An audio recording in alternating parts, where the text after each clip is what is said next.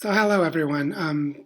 I just thought that it might be a good idea to make a little video recording and share it in the group to give you a sense of how things are emerging here in Barichara in Colombia where we are as it relates to everything we've discussed in this study group. Because right now, in the midst of this time when there are so many disruptions to people's normal routines, there are opportunities to co-create different social arrangements as they relate to extractive and destructive activities that people were complicit in through no fault of their own by participating in the dominant economy. And now they're opening up to new possibilities.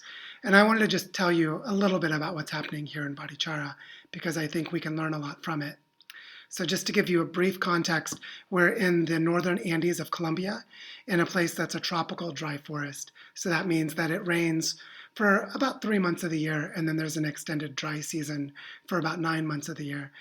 And this is a place, as you've probably gathered from other posts, that has had extreme deforestation, has problems with water quality and water scarcity, but at the same time has a very rich and deep cultural history of campesino culture, where the campesinos are farmers who live out in the countryside growing their own food.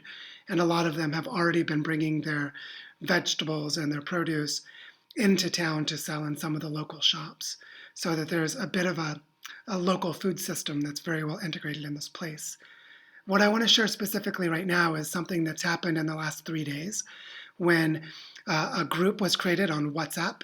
And for those of you who don't know, WhatsApp is the most common communication tool used across Latin America.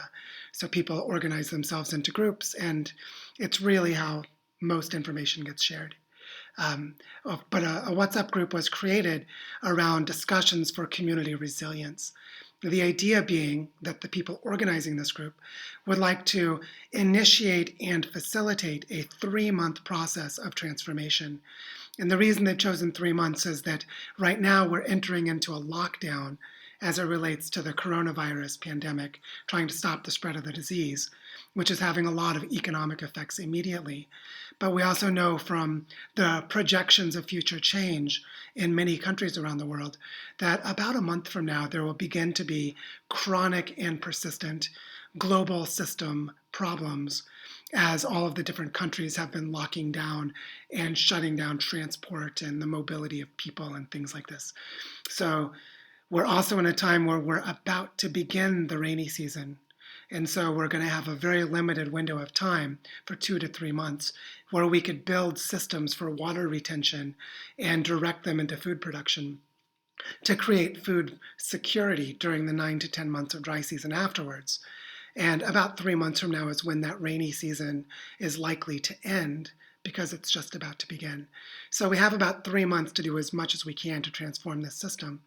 And what's happening is a group of facilitators have created their own WhatsApp group to discuss processes and tools and what we're learning as we go to direct into the main community resilience group, as well as other focused groups that are looking at food security for one group, education, because all of the kids are out of school and there's a need to learn new skills. So there's an education focus. And then the third primary focus right now is alternative economic models. So for example, there's an activity going on in the food group to map out who are the local people that produce food and then connect them to small clusters of families that become group buyers of that food. So it might be that 4 or 5 families agree to buy the yucca plant from one farmer, or 4 or 5 families might agree to buy all of the eggs from one farmer to make it very efficient to distribute food to people and create stable food security. But also this is a mapping process. So we can begin to see at the landscape scale, what are the capabilities for food production?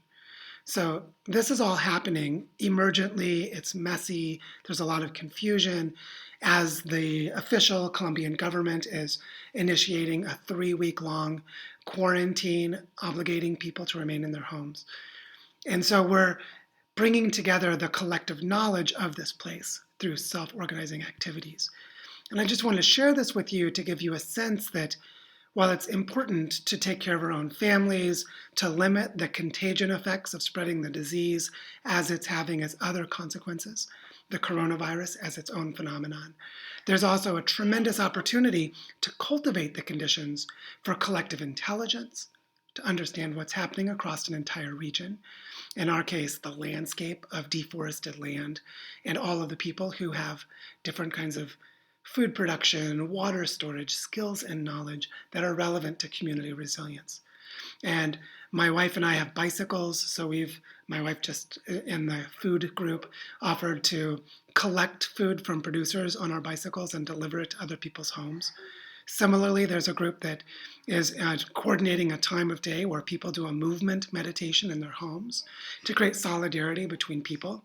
And they'll use WhatsApp to share their experience of doing body movements together and meditating about how to have psychological health and well-being. And there are actually a lot of other activities happening. It's a very dynamic and generative time. But I want to share this with you to give you a feel for what is possible as old routines break down and new patterns, with foresight and good facilitation, new patterns can emerge. So that's what's happening here, and I just wanted to share that with you. Let's have a conversation about it. Let's all become better regenerators of our communities, of ourselves and our families, and of the landscapes that we depend upon for our survival.